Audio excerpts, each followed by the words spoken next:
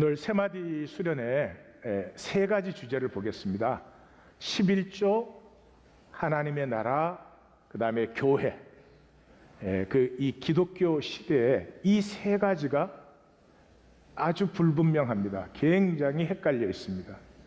그래서 사실은 교회를 오래 다닌 성도님들에게도 이거 한마디로 뭡니까? 그래야 답변이 되지 않을 정도로 우리 신앙의 가장 핵심적인 부분이 굉장히 혼돈되어져 있습니다. 그래서 오늘은 좀 같이 정리하는 시간을 갖겠습니다. 말씀을 따라서 시작을 제가 김훈 작가의 칼의 노래에 나오는 이순신 장군의 일기로 시작을 하겠습니다.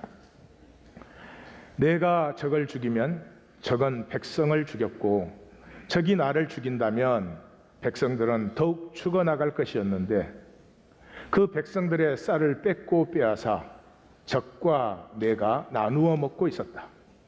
나는 무인된, 문인이 아니고 무신, 나는 무인된 운명을 깊이 실험하였다. 한 자루의 칼과 더불어 나는 포위되어 있었고 세상에 덫에 걸려 있었다. 부덕한 임금, 조정의 부패, 명나라와 명나라 심유경 사령관과 일본 소수 행장은 굉장히 친한 사이여서 저들이 또 이순신을 제거하려고 많은 수작을 부렸죠. 그 세상에 덫에 걸려 있는데 이 세상의 칼로 이 세상에 보이지 않는 덫을 칠 수는 없었다. 한산 통제영에서 그리고 그 후에 여러 포구와 수영에서 나는 자주 식은땀을 흘렸고 때때로 가엾고 안쓰러워 칼을 버리고 싶었다. 말씀을 전하는 사람의 심령이 아닌가 싶어요. 우리 모두는 정말 열심히 삽니다. 치열하게 또 성실하게 삽니다. 이미 짐이 무겁습니다. 근데 말씀을 전하려고 하면은 그 삶을 또 돌이키라고 얘기를 해야 됩니다. 지금 살고 있는 것도 힘든데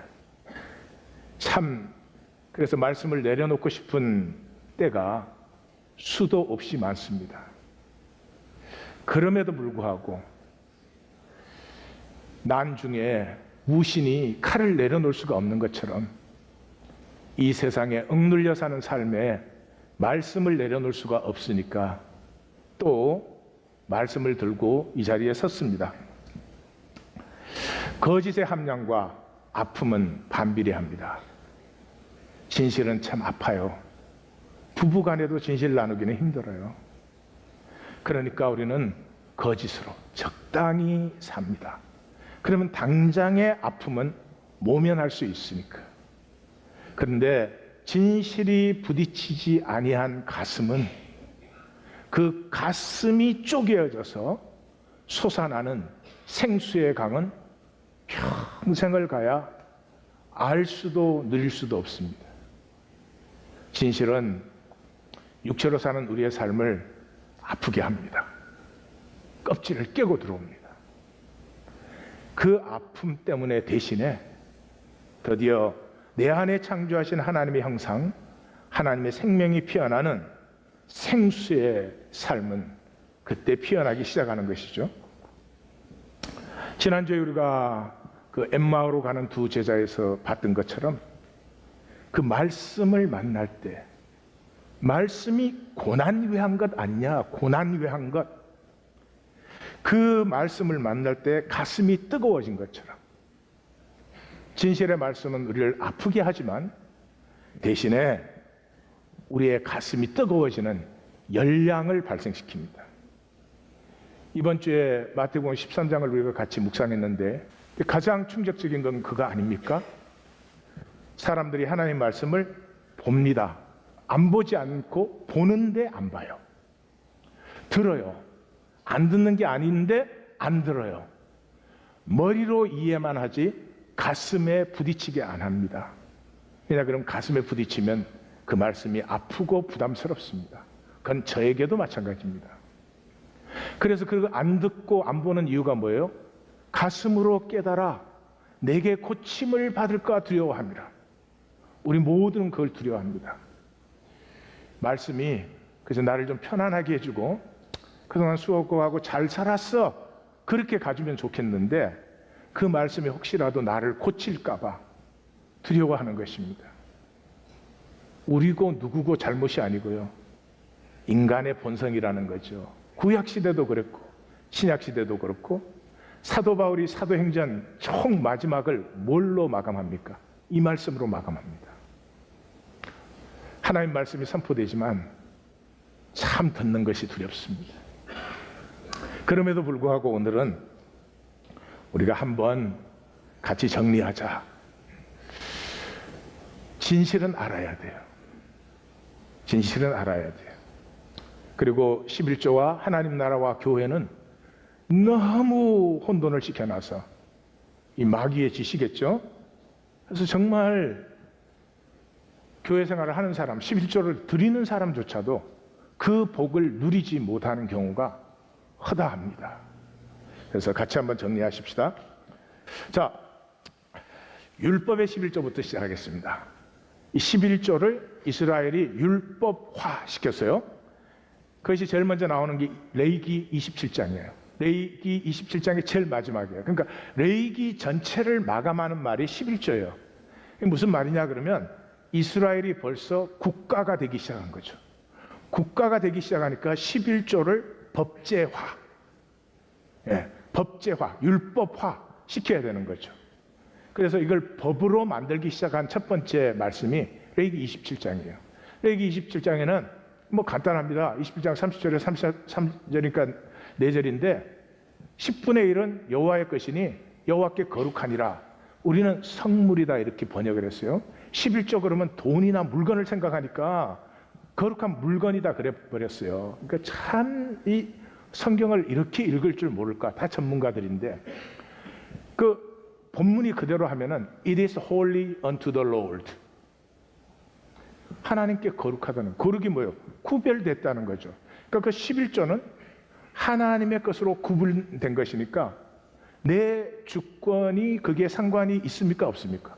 없어요. 상관이 없어야 되는 겁니다.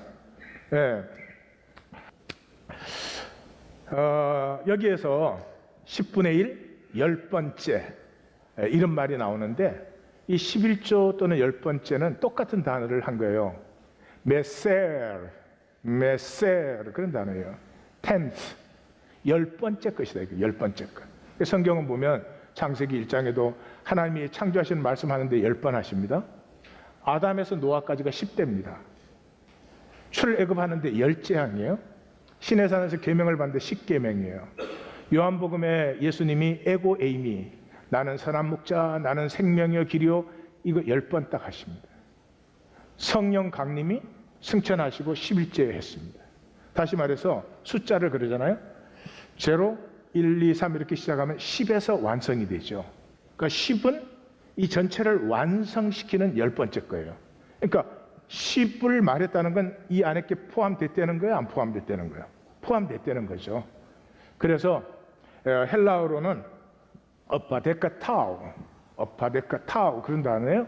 근데 어파라는 전치사고 데카타우라는 것 역시 10번째 것이다.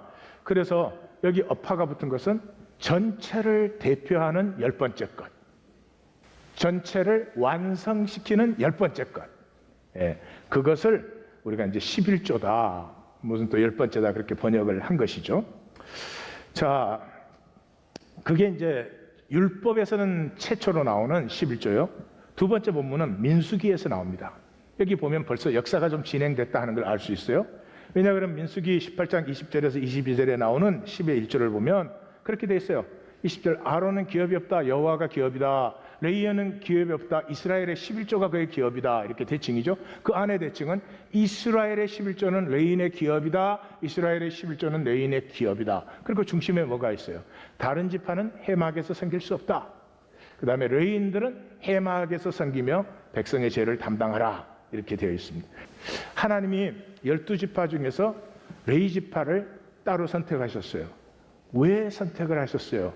그 레위 지파가 예루살렘과 12지파의 모든 지역에서 하나님의 말씀을 중심으로 섬기게 하고, 예루살렘에서 절기 때는 예루살렘에서, 절기 외의 시간, 일삭, 월삭 이런 시간에는 각 지역에서 하나님의 말씀, 하나님의 임재를 중심으로 백성들이 함께 모이도록 하는 사람들이 레위인이에요.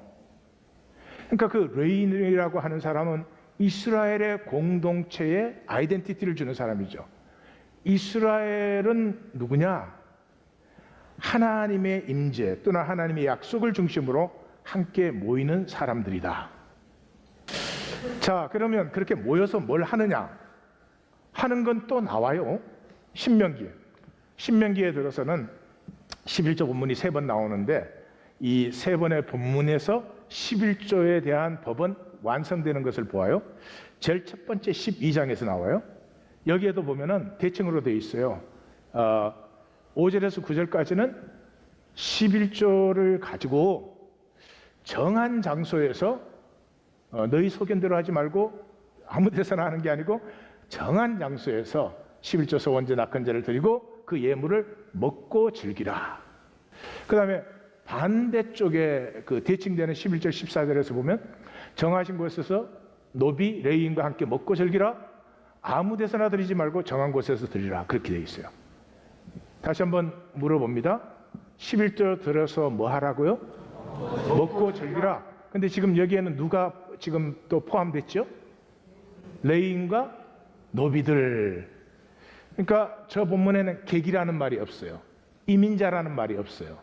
그러니까 저건 상당히 초기 본문이다 하는 건 짐작할 수 있어요.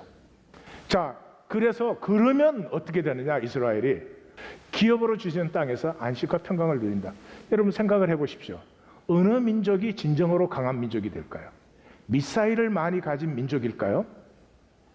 모든 백성들이 계속해서 함께 모여서 먹고 나눔을 가지면서 서로를 형제 자매로 느끼는 민족이 진정으로 강한 민족일까요? 예. 신명기 14장 본문에서는 조금 더 벌써 그렇게 해봤더니 문제가 생겼어요. 무슨 문제가 생겼냐? 자, 단지파에 있는 사람들은 거기서 예루살렘까지 양 끌고 오느라고 고생을 너무 한 거야. 그래서 조금 조정이 필요해요. 뭐 어떻게 조정했어요? 그 들고 오거나 끌고 오기 힘든 사람들은 돈으로 바꾸어서 돈으로 들고 와. 예. 그래서 여기 우리 성도님들 중에 이 본문 좋아하는 사람이 많은데 돈으로 가지고 와서 돈으로 예루살렘에서 원하는 것을 구하고, 원하는 이 2번 나와요. 액츄얼리 2번 나오고 거기에 뭐 소양도 나오지만 포도주와 독주 포도주와 독주를 마음껏 사라. 그렇게 돼 있어요. 그러니까 11조는 다시 한번 묻습니다. 뭐 하는 거라고요? 먹고 즐기는 것이다. 그냥 지화자는 아니에요. 그리고 이 본문에는 벌써 또 한 가지가 첨부됩니다. 그러니까 진행이 될수록 11조 법이 자꾸 발달돼요. 사실은 원래 하던 건데 법으로 만드는 거죠. 매 3년마다 하는 11조는 내 성읍에, 예루살렘으로 갖고 오지 말고 내 성읍에 저축하여서 레위인과 객과, 그러니까 이 본문에는 벌써 민족들이 서로 섞여서 살기 시작했다 하는 걸 볼 수 있죠. 레위인과 객과 고와 더불어 먹으라는 거죠. 이거 잘못 해석하는 분들은 11조는 13.3%다 이런 분들이 있어요. 왜냐하면 11조 드리고 3년마다 11조 또 따로 드리니까. 근데 하나님은 소수점을 몰라. 이 말은 이런 말이에요. 첫째 11조 예루살렘으로 갖고 가요. 2번째 11조 예루살렘으로 갖고 가요. 3번째 11조 어디에? 자기들 타운에 정립해서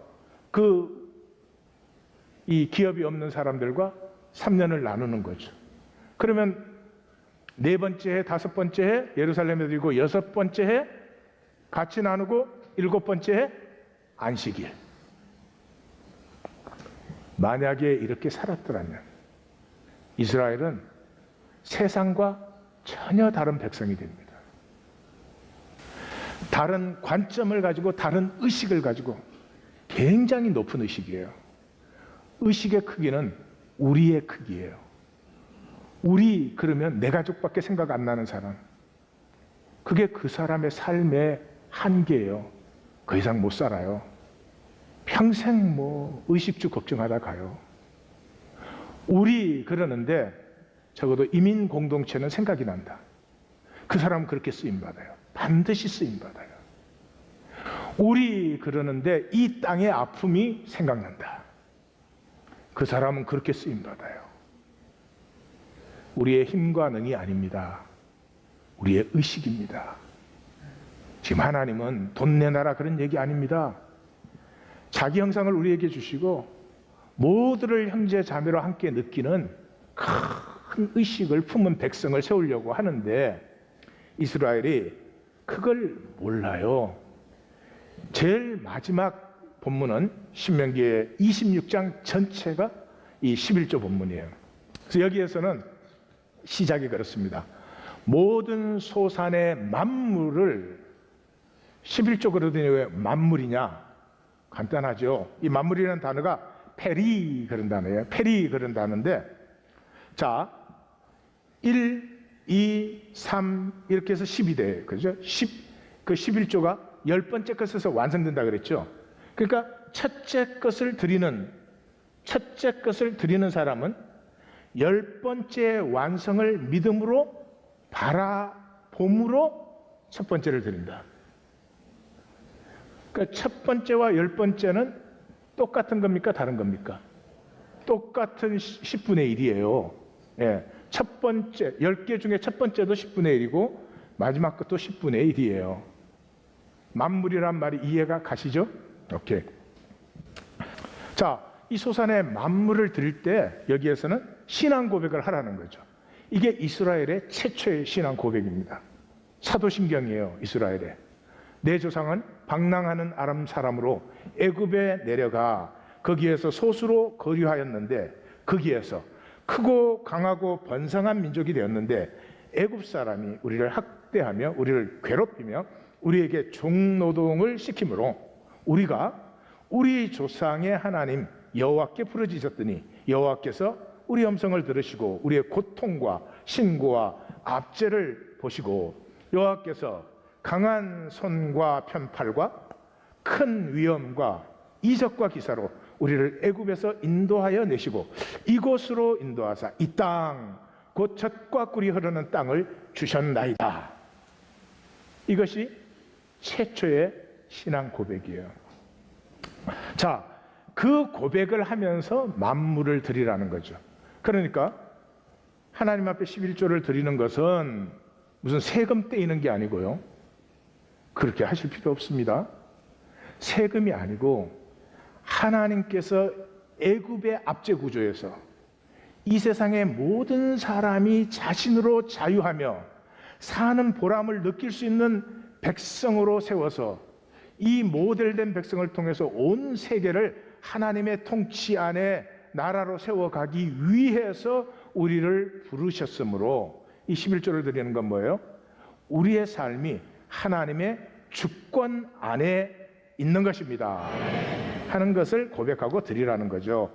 예, 그래서 그리고 셋째 11조가 또 나오죠. 그래서 레인과 객과 고와 가부와 그렇게 같이 먹는데 여기는 애곡하는 날에도 초상에도 청종하여, 그러니까 이제 이 하나님에게 드리는 건 또 드렸는데 사람하고 나누는 건 어떻게 좀 아까웠는지 어려운 일이 생기든지 초상이 생기면 글로 썼나 봐요.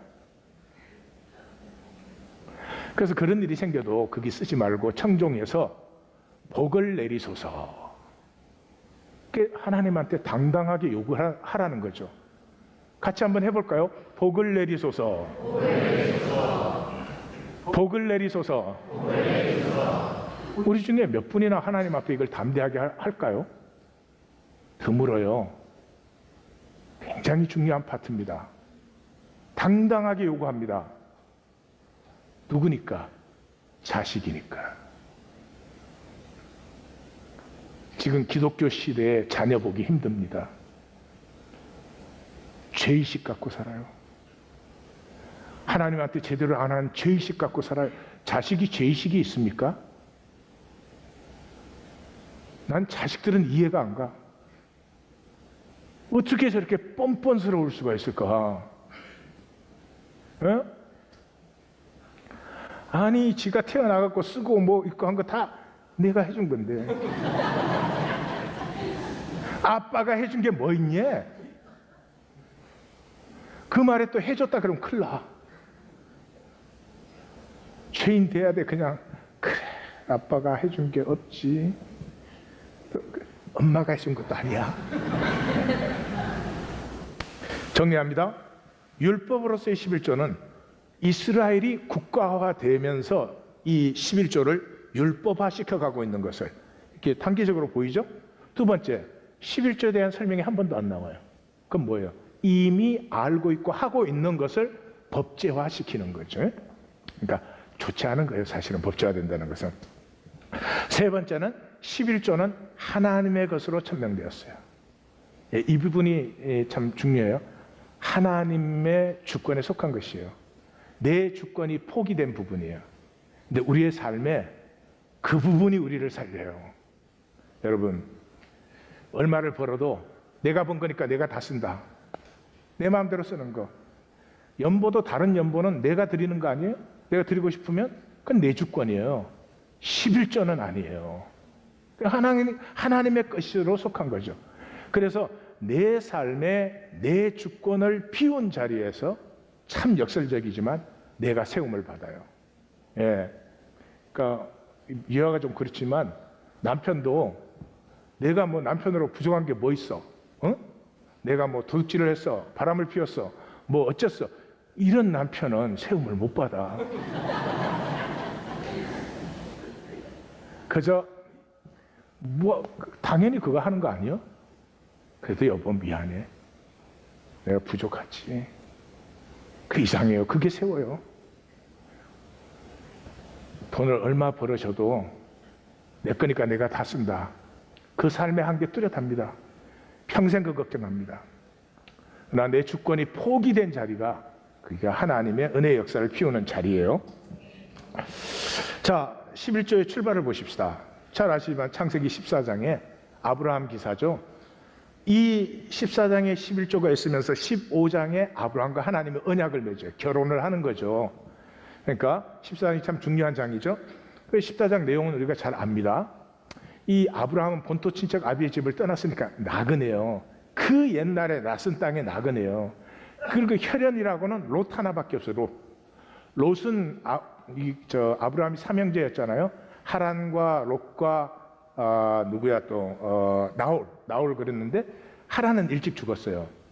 그래서 하란의 외아들이에요. 딸이 둘이 있었는데 딸 중에 하나는 나홀하고 결혼을 한 거 보면은 그러니까 그 고아를 돌보는 결혼이죠. 그거는 보면 나홀이 제일 나이가 많았었구나 하는 걸 짐작할 수 있어요. 어쨌든 그 하란의 어린 아들이에요. 근데 아브라함은 자식이 없었잖아요. 그러니까 이 자식을 자기 자식처럼 돌봤을 뿐만 아니라 이 낯선 땅의 헬연이라고는 롯 하나밖에 없어요. 그러니까 막 아브라함이 결사적으로 매달려요. 결사적으로 롯에게 매달려요. 그래가지고 이 그들라오멜 4개국이 소돔 5개국을 깨뜨리고 잡아갔다 그러니까 정신없이 달려갑니다. 단까지 거리가 200km가 넘어요. 그 길을 추적해 갔어요. 그 길을 가서 호바, 다메섹 왼편에 있는 호바로 또 갔어요. 그 말은 뭐예요? 갔더니 물건은 찾았지만 롯이 없었죠. 그래서 그 50km가 넘는 길을 또 갑니다. 그러니까 뭐 완전히 성경을 이렇게 좀 읽어보시면 아브라함이 그냥 정신이 나간 거예요. 롯이 잡혀갔다는 말에 정신이 나간 거예요. 때때로 정신이 좀 나가야 역사가 일어나. 자, 그렇게 해서 그러니까 정신이 없으니까 가서 이겨버리는 거예요. 응? 네. 그래가지고 이제 다 사람이랑 다 찾아서 딱 내려왔는데 소돔 왕이 딱 마중을 나온 거예요. 그 왕의 꼴짜기, The King's Valley라고 하는 근동의 유명한 꼴짜기에 마중을 나왔어요. 그리고 이렇게 말합니다. 사람은 나한테 보내고 물품은 내가 가져라 그래요. 이게 무슨 말이냐 그러면 그 당시는 왕이 그 개선 장군, 이기고 돌아온 장군에게 전리품을 나누어 줘요. 다 주든 조금 주든 그건 왕 마음이야. 그렇지만 전리품을 이렇게 나누어 줄 때 사람은 누구에게 다 속한 거예요? 왕에게 속한 거죠. 그러는데 이제 멜기세덱이 딱 등장을 합니다. 멜기세덱이 멜기세덱이 등장을 하는데 떡과 포도주를 가지고 나왔다. 승전에는 항상 잔치가 따르죠. 어떤 잔치가 따릅니까? 이긴 사람을 중심으로 질펀한 잔치가 벌어지죠. 근데 멜기세덱은 떡과 포도주를 가지고 나왔습니다. 떡과 포도주는 모두가 참여하는 것이고 질펀한 잔치가 아니지만 진정한 기쁨과 감사와 찬양이 있는 나눔이죠. 잔치가 다릅니다. 그리고 말을 하기를 천지의 주제시오 하늘과 땅을 주관하시는 이시오, 그런 뜻이에요. 지극히 높으신 하나님, 우리 이거 들었죠? 엘로힘 엘yon, 지존자이신 하나님, 아브라함에게 복을 주시옵소서. 그리고 아브라함을 향해서 내 대적을 손에 붙이신 지극히 높으신 하나님을 찬송하라. 그랬더니 아브라함이 그 얻은 것에서 10분의 1을 멜기세덱에게 주었다. 다시 말해서 지극히 높으신 그 하나님이 모든 역사를 주관하시며 그 주관하시는 역사 안에서 나에게 승리를 주신 것이고 그러므로 내 삶도 그의 주권 아래 있다 하는 고백이 11조를 드린 거예요. 네. 그 다음에 그러니까 아브라함이 이제 선택을 하죠. 아브라함이 소돔 왕에게 이르되 천지의 주제시여 지극히 높으신 하나님 여호와께 내가 맹세한다. 내가 실오리 하나도 너에게 받지 않는다. 나는 너에게 속한 것이 아니다 라고 선포를 해서 아브라함은 자신이 하나님께 속한 것임을 거기에서 선언하죠. 그것이 11조예요. 그래서 엘로힘 엘yon 이거 우리가 이미 봤죠. 지존하신 하나님, 구약에 딱 12번 나와요. 나올 때마다 언약의 관계를 표현할 때만 나와요. 발람이 저주하려고 하는데 하나님과 언약한 백성이기 때문에 저주가 안 돼. 오히려 축복이 나올 때 2번 나오죠. 그 다음에 보배로운 백성이다, 순종의 복을 다하리라, 그럴 때 2번 나와요. 그 다음에 모세의 노래에서 한번, 다윗의 노래에서 한번 나오고 이러한 말이 14장 이 몇 절에서 4번이 계속 나와요. 18절, 19절, 20절, 22절. 그리고 2번은 아주 애석하게도 예루살렘이 멸망한 다음에 애가에서 우리가 그 언약을 지키지 아니하였다 하는 데서 2번 나와요. 자, 히브리서 7장이에요. 시작이 이렇습니다. 멜기세덱은 살렘 왕이요 지극히 높으신 하나님의 제사장이다. 하나님 자신이죠. 아버지도 없어요, 어머니도 없어요, 족보도 없어요, 시작도 없어요, 끝도 없어요. 그건 하나님밖에 없지. 그러니까 하나님이 현현하신 거죠. 하나님이 때로는 나그네로, 하나님이 때로는 천사로, 하나님이 때로는 멜기세덱으로 이렇게 현현하시는 거죠. 하나님이 현현이죠. 그래서 그가 얼마나 높은지 아브라함도 그에게 11조를 드렸다. 4절, 5절. 레위 제사장이라도 10분의 1을 시하라는 명령을 받았어요. 레위 제사장은 사람 아니에요, 사람. 우리하고 똑같은.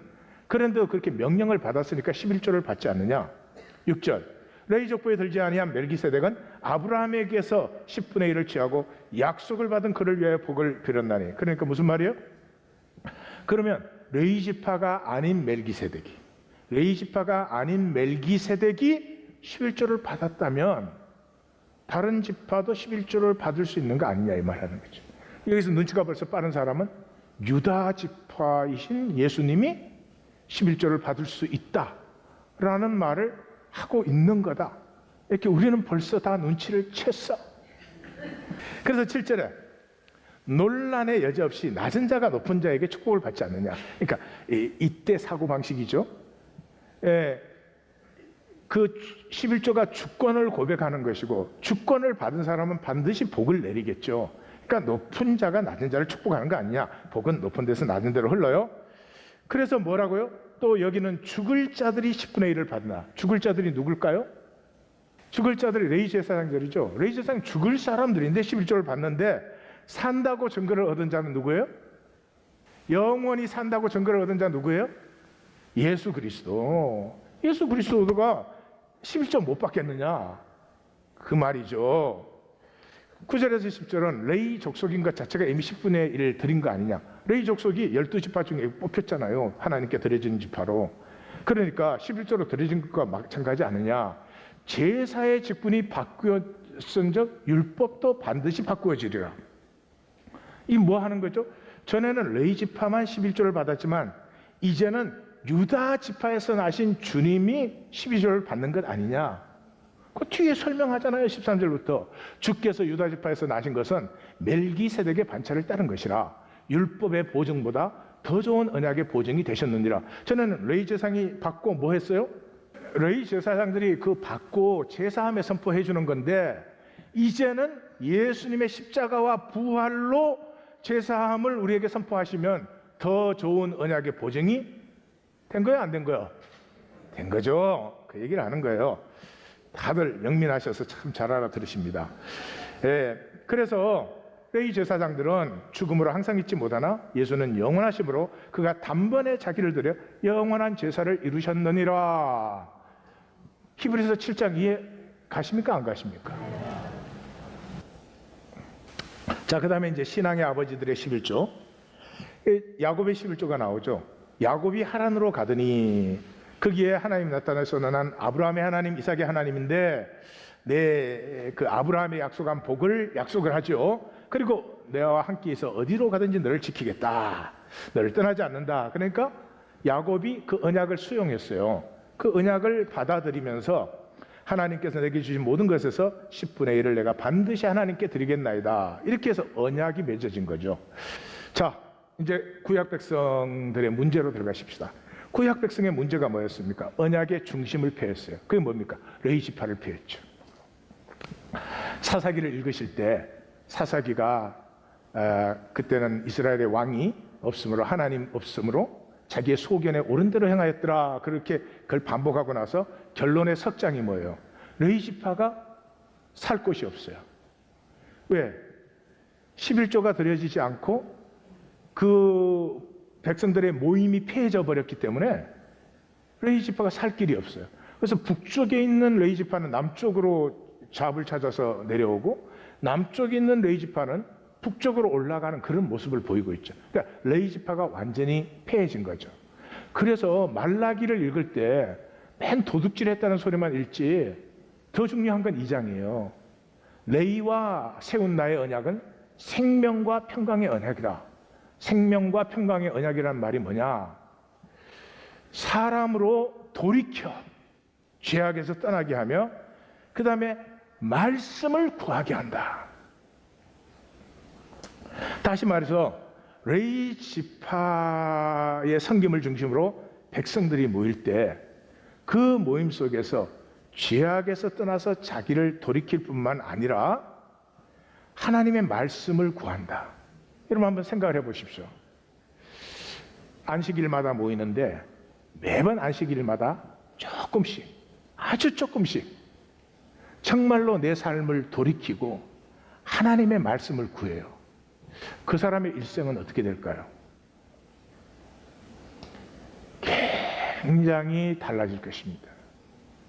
생명의 아름다움과 떳떳함이 활짝 피어나고, 여러분 돈으로 그렇게 안 됩니다. 세상 출세해서 높은 자리 있다고 그렇게 안 돼요. 공부 많이 했다고 되는 일이 아닙니다. 심령의 일입니다. 레위가 하는 일이 백성들을 모아서 그 하나님 앞에서 스스로 돌이키며 말씀을 구하는 것. 이 간단한 것이고 이 간단한 것의 복이 어마어마한데 이 기독교 시대는 이거 다 갖다 버렸잖아요. 이스라엘과 같이. 그래서 이스라엘이 뭐라고 해요? 너희가 레위의 언약을 깨뜨렸도다. 거기에서 3장이 나오는 거죠. 3장이 뭐예요? 어찌 사람이 어찌 하나님의 것을 도둑질하느냐? 그러나 너희는 말하기를 우리가 어떻게 주의 것을 도둑질하였나이까 하는도다. 이는 11조와 복음물이야. 이거 돈 안 냈다. 이렇게 읽으면 이 차원이 좀 그렇습니다. 하나님 11조 명하신 거 하나님 돈이 필요해서가 아니라 그 11조를 가지고 아까 뭐 그랬어요? 함께 먹고 즐거워하는 거죠. 누구까지? 이방인과 고아와 과부까지. 그래서 하나님 앞에 모였다는 것은 하나님 뭐 안 보이시잖아요. 우리 모두는 함께 살아간다. 나는 너에게 힘이 되고 너는 나에게 힘이 되고, 이렇게 살아가는 사람들은 그 자체가 생명을 살리고 대단히 담대하게 만듭니다. 지금 자본주의 시대는 각자 지꺼 먹고 지가 사는데 죄책감과 열등의식이 어마어마합니다. 이게 대가 더할수록 더 커지고 있습니다. 우리 자녀들 세대가 우리보다 훨씬 더 열등의식에 시달리게 됩니다.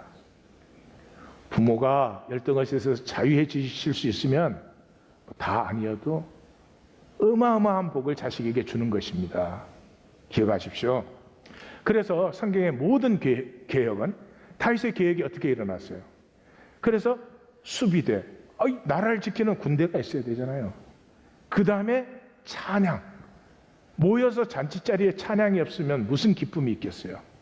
그걸 누구 중심으로? 레위를 중심으로. 이 3직 중심으로 다윗이 계획한 것이 계속 나오죠. 여호사밧과 히스기야 계획에도 똑같이 그러죠. 예루살렘에서는 백성을 명령하여 제사장들과 레위 사람들의 목을 주어, 레위 사람들의 목이 뭐였죠? 예, 11조였어요. 그래서 그들로 여호와의 율법을, 말씀을 힘쓰게 하라. 이렇게 계획을 했고, 에스라 느헤미야 개혁, 저는 인류 역사의 가장 위대한 개혁이 느헤미야의 계획이라고 생각하는데, 이 3직을 중심으로 계획이 이루어진 건 반복해서 나타나죠. 본문에 느헤미야 10장에 보면 우리의 산물의 11조를 레위 사람들에게 주리라. 그래서 레위 사람들이 성읍에서 11조를 받음으로 다시 이스라엘은 하나님의 말씀, 언약을 중심으로 모이는 백성들로 회복됐죠. 그래서 보면은 정한 대로 11조를 모든 성읍 밭에서 거두었고, 온 유다가 곡식과 새 포도주의 기름의 11조를 곳간에 드렸다. 그래서 이 모든 사역을 마치고 느헤미야가 하나님에게 뭐라고 기도합니까? 내가 또 레위 사람들에게 몸을 정결하게 하고 와서 안식일을 거룩하게 하라 하였느니라. 내 하나님이여, 나를 위하여 이 일도 기억하옵시고 주의 크신 은혜대로 나를 아끼시옵소서. 우리 하나님께 좀 그러실 수 있어요? 하나님, 나 좀 아껴서 잘 쓰세요. 이렇게 대단히 담대한 거죠. 지금 느헤미야가 뭐를 고백하고 있습니까? 이스라엘 백성을 다시 하나님 임재와 말씀 앞에 모이는 백성으로 제가 이 계획을 이뤘습니다. 주님, 그러니 나를 기억하여 주옵소서. 자, 신약으로 들어가겠습니다. 신약에는 11조가 딱 10번 나옵니다. 10번 나오는데, 첫째는 복음서에서는 들어가기 전에, 11조 들어가기 전에 율법이나 선지자를 폐하러 왔다 그랬습니까? 완성하러 왔다 그랬습니까? 완성하러 왔죠. 폐하지 않았습니다. 폐한 거 1.1획도 없다 그랬습니다. 그리고 예수님께서 직접 말씀하실 때도 박하와 온양과 채소의 11조는 들이되 공의와 하나님에 대한 사랑은 버리는도다. 이것도 행하고 저것도 버리지 말라 그랬으니까 이것은 뭘까요? 11조. 저것은 공의와 하나님 사랑. 버리라고 한 적은 없습니다.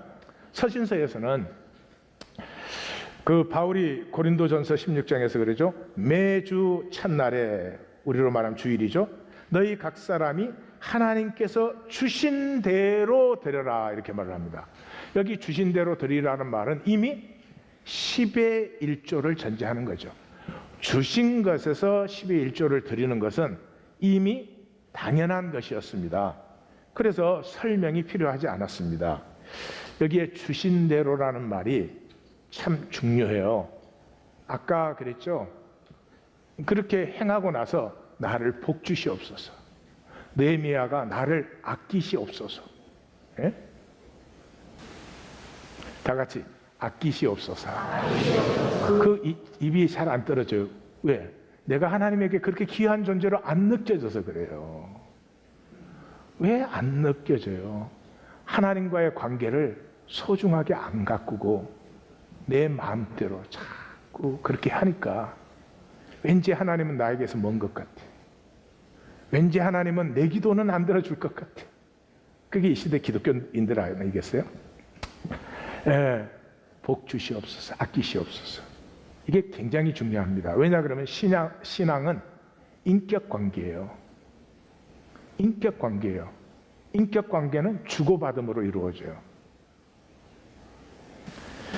잘 들으십시오. 신앙은 인격적인 관계고 인격의 관계는 주고받음이 있어요. 근데 이 주고받음에 떳떳함이 있어야 돼요. 예. 자식이 부모한테 달라 그럴 때 떳떳하잖아요. 막 눈치 보고 그런 자식 사랑스러워요? 여기는 좀 그랬으면 다 그런 사람들이네. 예.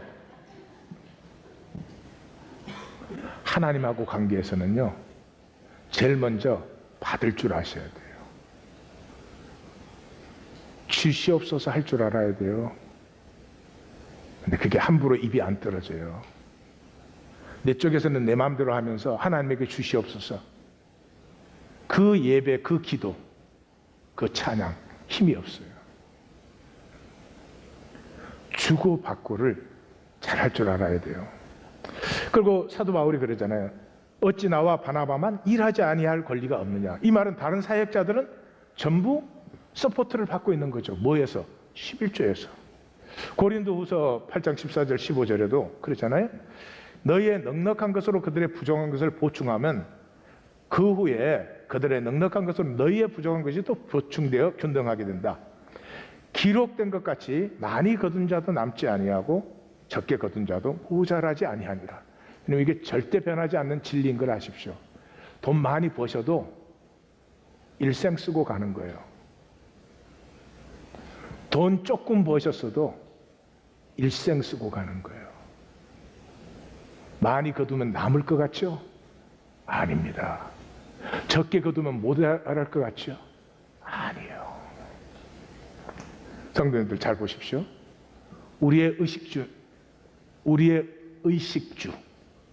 그리고 우리가 자녀를 교육시키고 양육하고 기르는 건 누구 책임입니까? 우리의 의식주 생활과 자녀 기르고 양육하는 건 누구 책임입니까? 하나님 책임이에요. 분명히 아셔야 됩니다. 내가 창조해달라 그랬어. 내가 언제? 하나님이 창조하셨어요. 자기 확신이 있으니까. 내가 창조한 것이 복되다는 확신이 있기 때문에 내 동의도 없이 창조했어요. 그렇기 때문에 내가 이 땅에 살면서 의식주와 내 자녀의 의식주 교육 이런 건 하나님이 알아서 하셔야 되는 부분이에요. 그건 내가 알아서 하는 부분이 아니에요. 어리석은 사람은 그걸 자기가 해. 평생 의식주 걱정해. 아니요. 인간, 하나님의 생명, 하나님의 형상을 가진 인간이 할 일은 이거예요.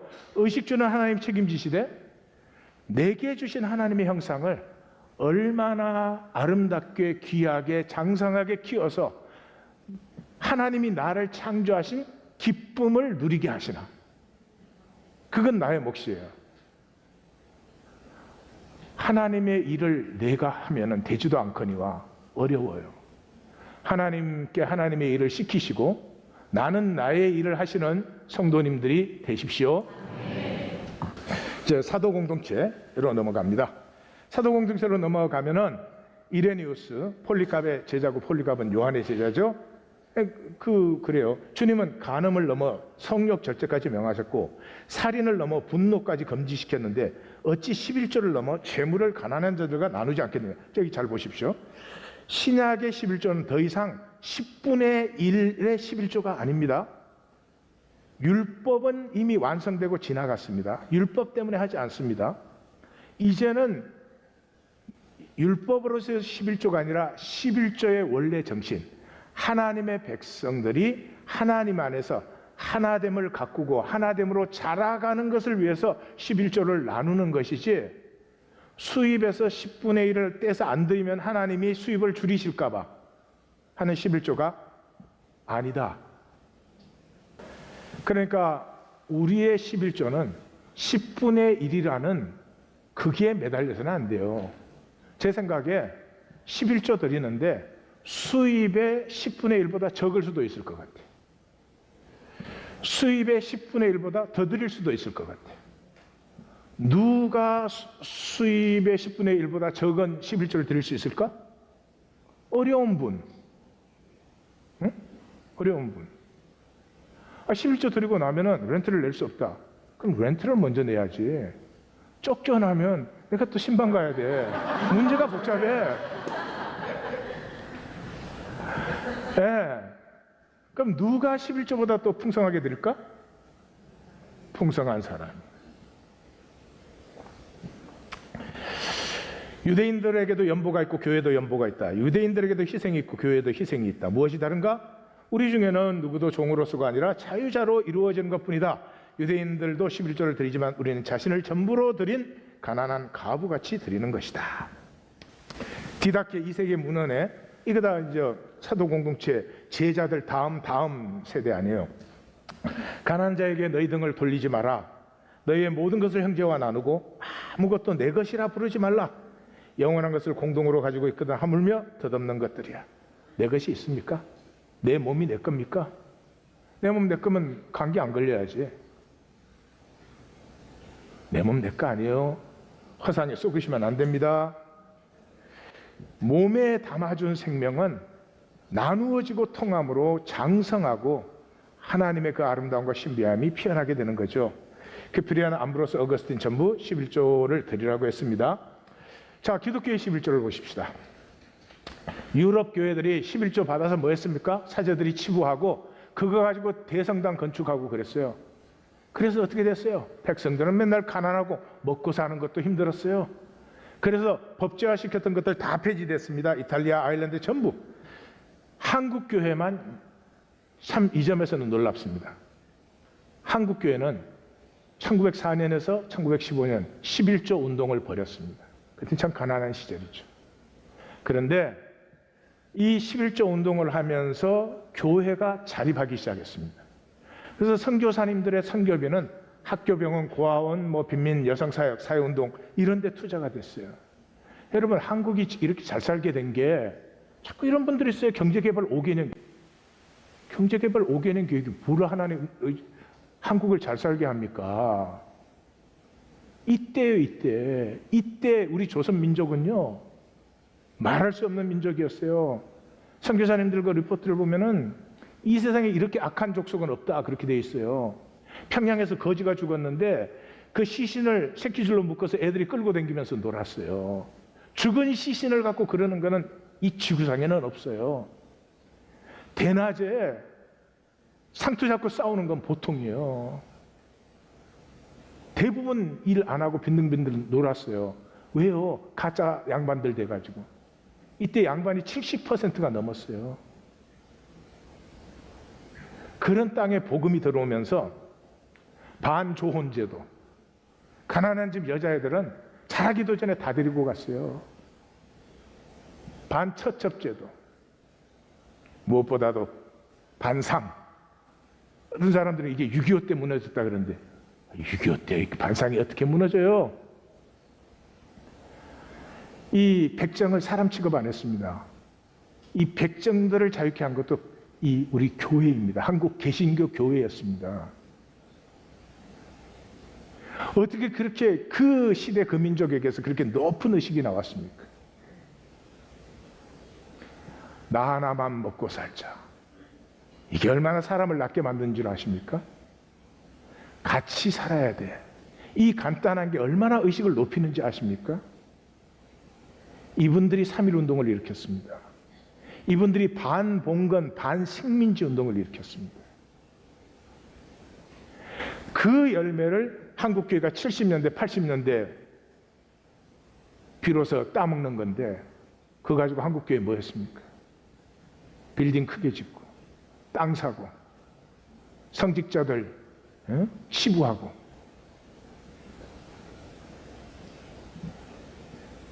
그러고 11조 하라 그래요.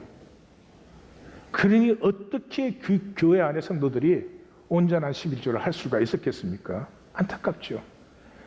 정리합니다. 11조는 하나님과 주고받으며, 아까 인격관계는 주고받을 줄을 알아야 된다 그랬죠. 그래서 신명기 26장 그러잖아요. 너와 내 집에 주신 모든 복으로 말미암아 는 레인과 모든 고아 과부와 함께 먹고 즐거워하라. 통하라. 어지러운 소리들이 많습니다. 하지 말라. 안 해도 된다. 성경에 하지 말라, 안 해도 된다 한 번도 없어요.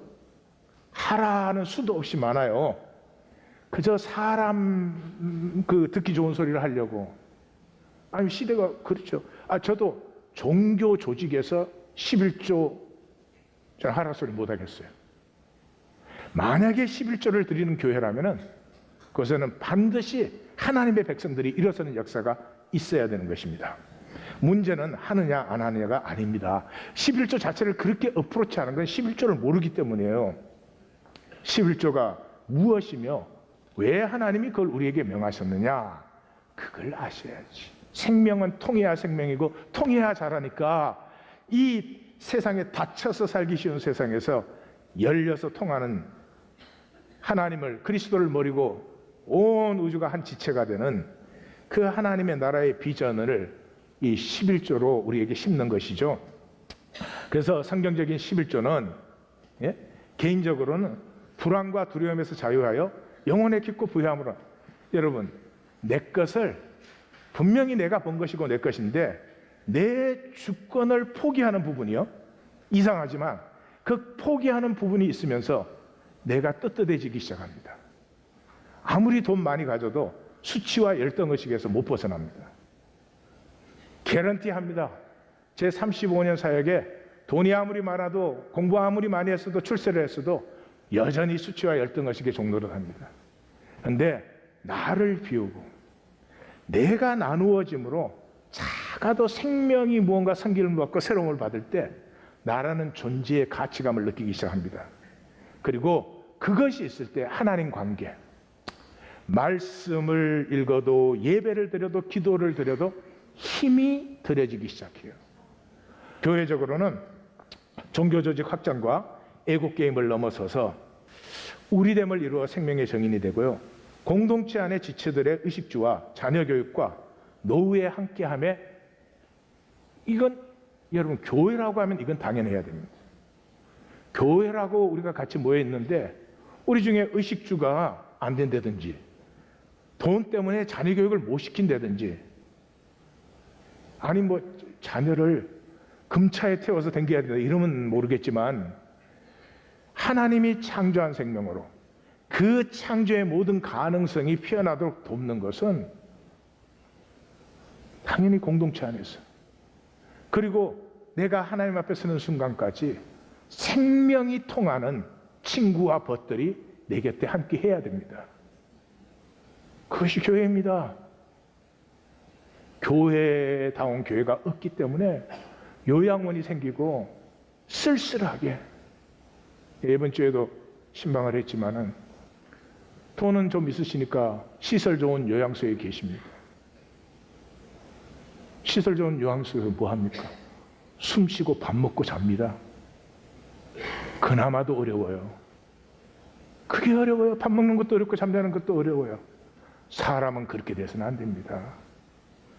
벗들이 있고 가슴이 통하기 시작할 때 밥맛도 나고 잠도 잘 자고 설교도 듣고. 교회가 있으면 거기에서 끝나겠습니까? 이민사회, 아픔 많고 문제 많습니다. 그게 돈 좀 갖다 주는 게 아니고요, 이웃이 되어주는 것입니다. 그 아픔의 자리에 이웃이 되어줄 수 있는 사람들이 일어서는 것입니다. 이 하나님 백성 세움의 중심이 10의 1조입니다. 저한테 설득당하지 마십시오. 제 말 듣고 하지 마십시오. 원하지 않습니다. 여기 모든 본문을 제가 다 드렸으니까 제발 집에 가셔서 그 본문을 하나하나 차근차근 읽어보고, 나와 말씀이 씨름해서 내 가슴이 깨어질 때는, 그때는 정말 생수로 솟아나는, 이것이 하나님의 창조이구나, 그래서 하나님이 나를 만드셨구나, 세상이 억누를 수 없는 하나님의 생기가 살아나는 성도들이 되는 것입니다.